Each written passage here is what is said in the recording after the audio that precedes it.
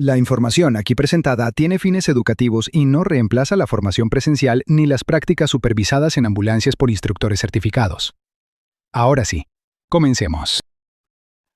Hola, ¿qué tal? Te damos la bienvenida a EMS Académico. En esta oportunidad vamos a hablar sobre el bienestar del técnico en urgencias médicas básico.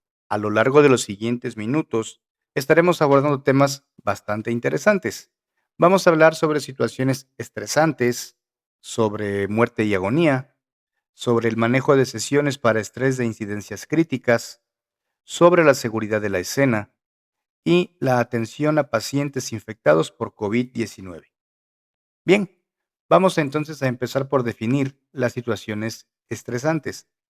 Dentro del trabajo que realizan los técnicos en urgencias médicas, está siempre presente la posibilidad de enfrentarse al estrés. Y así sean personas que ya tengan mucha experiencia, o sea, paramédicos que ya tengan mucha experiencia, están expuestos a situaciones estresantes. Hay muchas situaciones que nos pueden generar un estrés bastante importante, pero entre las más comunes podríamos mencionar, por ejemplo, lesión o muerte de un compañero de trabajo, abuso de infantes, niños, mujeres, ancianos o cónyuge, pacientes que presenten amputaciones, accidentes con múltiples víctimas o accidentes en los que están involucrados infantes o niños. Estas son las situaciones, digamos que más comunes. Sin embargo, sabemos que hay muchísimas situaciones que nos pueden derivar en un estrés, pues, bastante importante, pero esto lo ponemos nada más a modo de ejemplo, serían como las más comunes. Ahora bien, mira, el personal de ambulancias experimentará estrés personal y se enfrentará con pacientes y transeúntes con estrés severo. ¿Qué nos toca hacer? Aceptar y entender este hecho. ¿Por qué? Porque es el primer paso para el manejo adecuado de una situación de manera apropiada y saludable. Cuando tú arribas a un servicio, es probable que el escenario ya sea un escenario tenso. Tú te acercas con el paciente para hacer tu valoración, para empezar a hablar con él, pero te vas a percatar que tanto el paciente como las personas en su entorno, a su alrededor, tienen estrés, más cuando son familiares o cuando son conocidos. Entonces, aquí lo que corresponde es tratar de enfocarnos 100% en el paciente, apoyarnos de las autoridades que estén en la escena para contener a las personas que están generando estrés y además tratar de minimizar el estrés del paciente. Hasta cierto punto el estrés del paciente pues es comprensible porque está espantado, porque está preocupado, porque tiene una lesión, porque le duele o lo que sea. Y las personas en su entorno se estresan porque se dan cuenta que no es así como llegar, levantar y retirarnos. Hay que hablar, hay que verificar, hay que evaluar, hay que hacer intervenciones. Entonces las personas van a empezar a generar tensión porque no se traslada al paciente con prontitud. Si hablamos de muerte y agonía, vamos a entender que existe una serie de etapas por las que van a pasar los familiares de una víctima cuando ésta ya ha perdido la vida. El personal de atención prehospitalaria deberá identificarlas y entenderlas. La primera etapa es la etapa de negación. La segunda etapa es la etapa del enojo. La tercera etapa es la etapa de negociación. La cuarta etapa es la etapa de depresión. Y finalmente viene la etapa de aceptación. Ahora bien, primeramente la negación es donde el familiar o los familiares se niegan rotundamente a entender que su ser querido ya no tiene signos vitales, ya perdió la vida. Después viene la etapa del enojo.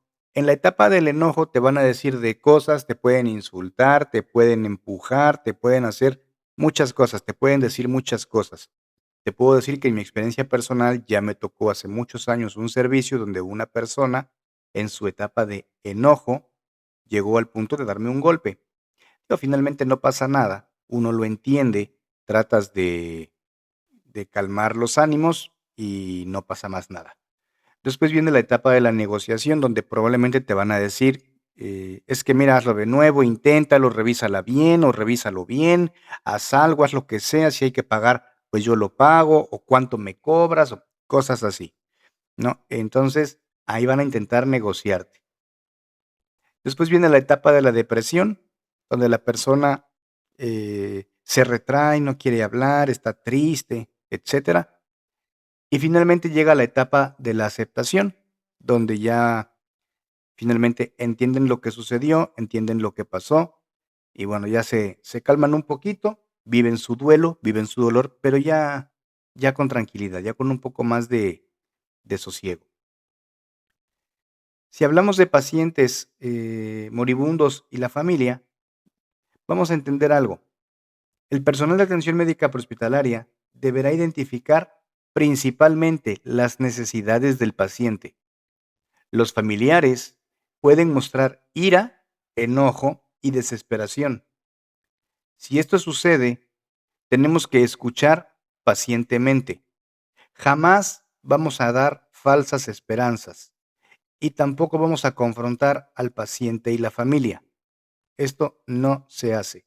¿Por qué los familiares pueden presentar datos de ira, enojo y desesperación? Es simple, por la situación de su familiar, por la situación de su ser querido. Si nos están reclamando, nos están diciendo cosas, pero nosotros sabemos que ya no hay nada que hacer, lo único que nos toca es escuchar con paciencia y tratar de explicarle a las personas que hicimos lo que pudimos, pero lamentablemente no fue suficiente. No vamos a dar nunca falsas esperanzas, es decir, así como, a ver, déjame ver, lo reviso de nuevo, lo voy a intentar, le voy a dar otro ciclo de reanimación cardiopulmonar, le voy a poner una máscara de oxígeno. No, falsas esperanzas jamás. Y tampoco vamos a confrontar al paciente y la familia, es decir, no vamos a cuestionar el por qué permitieron que la situación llegara hasta ese punto, por qué no lo trasladaron a un hospital, por qué no pidieron la ambulancia más pronto. No vamos a cuestionar este tipo de cosas, no debemos cuestionar este tipo de cosas. Bien, hay una cosa que se llama manejo del estrés y esto es algo que es específico de los paramédicos. Resulta de vital importancia reconocer los signos de alarma. Si tú trabajas en un servicio de ambulancias o pretendes trabajar en un servicio de ambulancias o conoces a alguien que trabaja en un servicio de ambulancias y presenta irritabilidad hacia compañeros, pacientes y familiares, incapacidad para concentrarse, insomnio o pesadillas, pérdida de apetito, ansiedad inexplicable, indecisión, aislamiento, desinterés laboral y sentimiento de culpa, es altamente probable que esta persona esté pasando por una situación de estrés bastante fuerte. Para esto, existen diferentes formas de apoyar al personal para esto gradualmente se vaya liberando, ¿ok? Pero generalmente estos son los signos y los síntomas del personal que se expuso a situaciones muy críticas. Vamos a ver un poco más.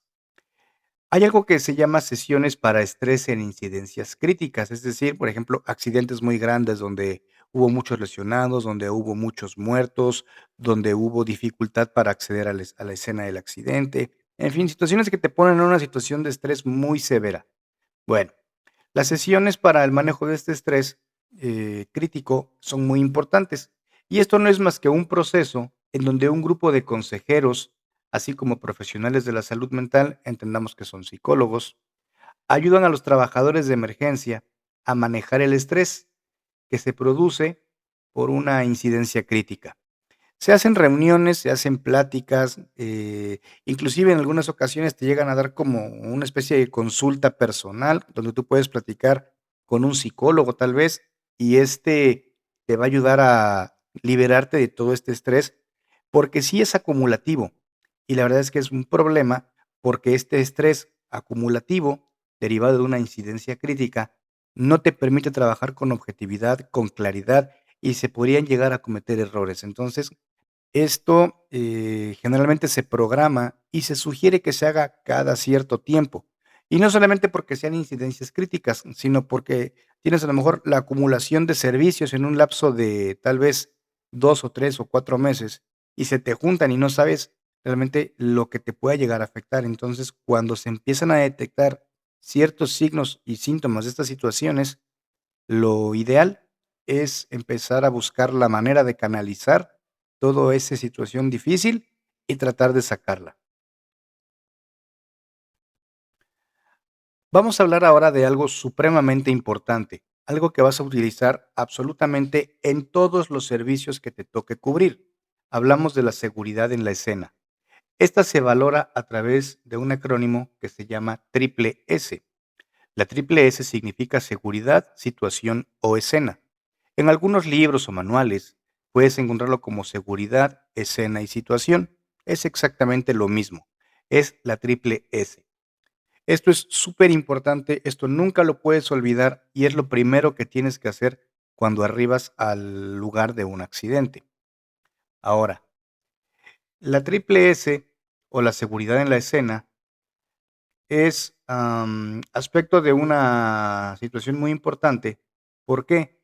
Porque en la escena de un accidente, cuando nosotros la evaluamos, cuando nosotros la valoramos, podemos encontrar datos muy interesantes y podemos crearnos un criterio y tener una idea de cuáles son los servicios adicionales que podríamos llegar a necesitar. Por ejemplo, en la imagen vemos 3 vehículos siniestrados y podríamos pensar que a la evaluación de la escena se determina que se requiere tránsito o policía, quizás ambulancias extras, tal vez bomberos, rescate urbano y probablemente realizar un proceso de triage. Ahora te explico. ¿Por qué tránsito o policía? Porque tienen que acordonar la zona para evitar algún otro accidente. Ambulancias extras porque son 3 vehículos. Y si cada vehículo traía 2 pasajeros, estamos hablando que son 6 personas que probablemente estén lesionadas. Bomberos lo podríamos solicitar por el derrame de líquidos. Rescate urbano podríamos solicitarlo tal vez porque la persona de alguno de los vehículos no puede salir porque la puerta está atorada o al impacto quedó prensado y se requiere el equipo hidráulico para poder extraerlo. Y la zona de triage o hacer el proceso de triage sería necesario para poder determinar la prioridad de traslado de los pacientes. Entonces, todo esto se puede definir simple y llanamente evaluando la escena, evaluando la seguridad. Todo esto se puede definir evaluando la escena para poder prestar un servicio adecuado y que sea sumamente eficiente y eficaz. Vamos a ver otro punto muy importante con el que vas a tener que trabajar todos tus servicios, y me refiero al aislamiento de sustancias corporales. Este se menciona en libros, en cursos, en manuales como ASC. Los aislamientos son barreras físicas que se interponen entre el paciente y el personal de atención médica prehospitalaria. ¿Para qué? Para salvaguardar tanto al paciente como al personal que le brinda la atención. El equipo de aislamiento de sustancias corporales se compone por guantes de látex, cubrebocas y gogles. En este sentido, podríamos, por ejemplo, adicionar el uso del casco. Actualmente, el casco también es un elemento prácticamente obligatorio para cubrir un servicio. Entonces, podríamos incluir probablemente dentro del material de aislamiento de sustancias corporales también el casco. El casco obviamente se pone como una medida de seguridad, no significa que el casco te va a aislar de algún agente o de alguna cosa, no, simple y llanamente se va a manejar como un elemento de seguridad.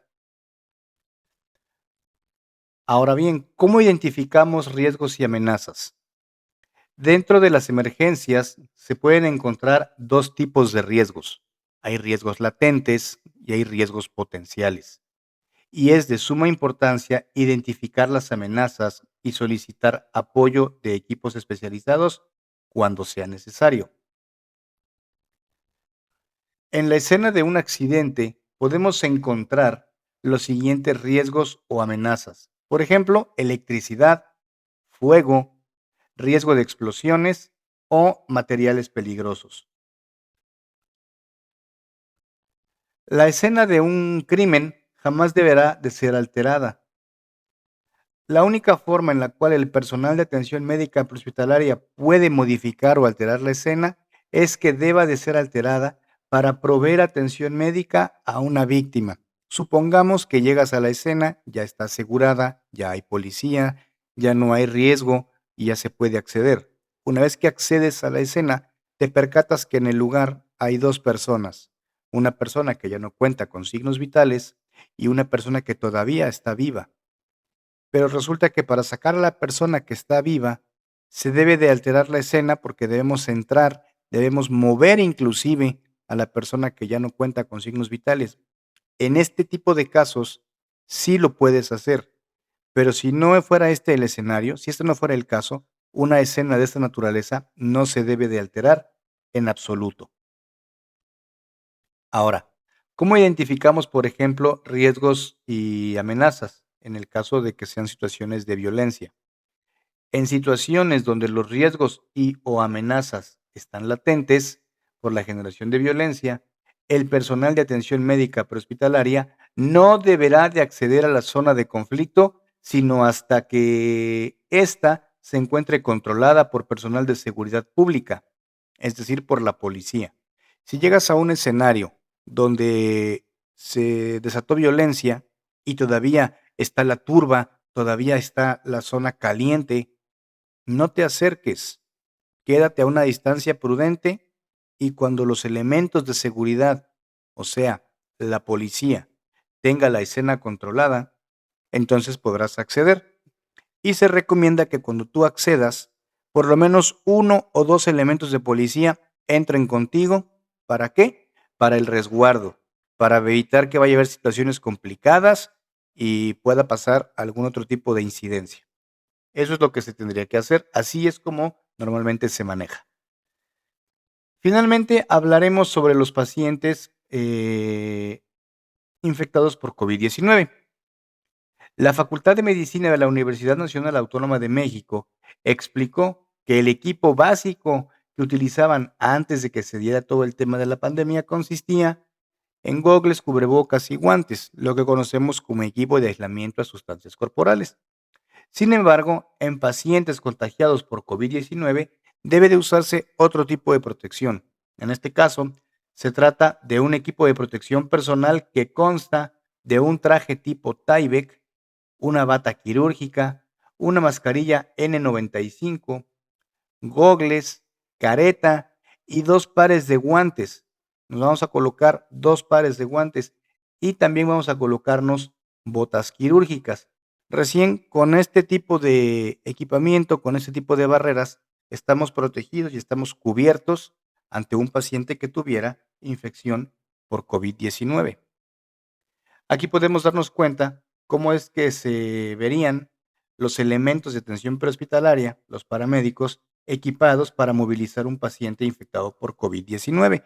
Ahora bien, la ambulancia en la cual se determina que esos pacientes van a ser trasladados o atendidos es una ambulancia que únicamente se va a utilizar para ese fin. Cuando esta ambulancia ya no vaya a utilizarse para esa finalidad, deberá lavarse, desinfectarse y ponerse otra vez lista para poder trabajar.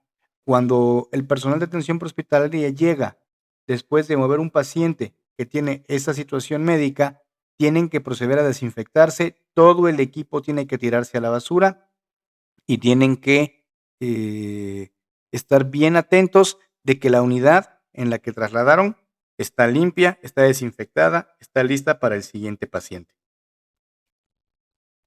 Bien, si tienes hasta aquí alguna duda o alguna pregunta, me la puedes dejar con todo gusto en la caja de los comentarios y en cuanto yo vea tu consulta te voy a responder.